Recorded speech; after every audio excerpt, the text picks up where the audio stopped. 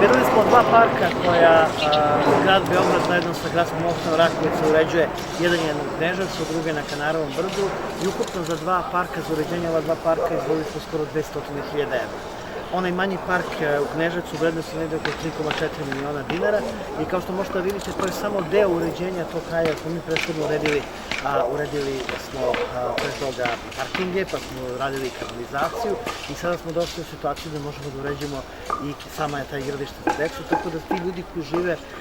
na samom Kneževcu su potpuno imaju drugačiji život i mnogo je konformniji, to jeste suština politike. Što ovog parka tiče, vidite da okolo živi dosta ljudi, vidite koliko zgrada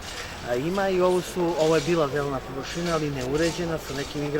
rekvizitima koje su ljudi sami stvarali i sad će ovde biti zaista uređeno, znači veliko igralište, znači sa veliko igralište za stariju decu, za manje igralište za manju decu, prostor za odmor i zaista će biti uređen onako kako treba da izgledaju parkovi, kako izgledaju svuda u svetu. Ja sam veoma ponosan što mi u svakoj našoj opštini, bez obzira gde ljudi žive, da li žive na Kanarevom brdu, da li žive na Lekinom brdu, da li žive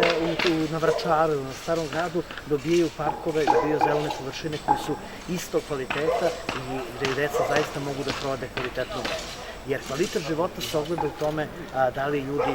mogu da završe poslove administrativne blizu gde žive, da li mogu da izvedu decu na 100-200 metara od mesta gde žive, da li su uređeni parkovi, da li imaju oaze za odmor i to je nešto što mi radimo. I ovo je do sada smo za ovih 7 godina radili preko 250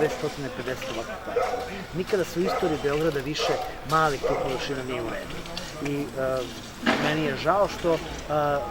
često kad govore o tome prigovaraju nam kako se rade samo veliki parkovi, za razliku od naših prethodnika koji nisu radili ni velike ni male. Mi smo uređivali velike parkove, Pionirski grad i Ušće koje nikada nije bilo park, koje sada konačno dobili svoj sadržaj, a radimo i ove male površine koje su očigledno nikome pre nas nisu bile važne, a ovim ljudima su najvažnije žive ovde. Tako da ćemo nastaviti sa uređenjem, jer Rakovica treba da ima ljudi koji žive ovde, treba da imaju isti komfort kao što imaju ljudi koji žive na nekom drugom delu grada i to mi zaslužuje.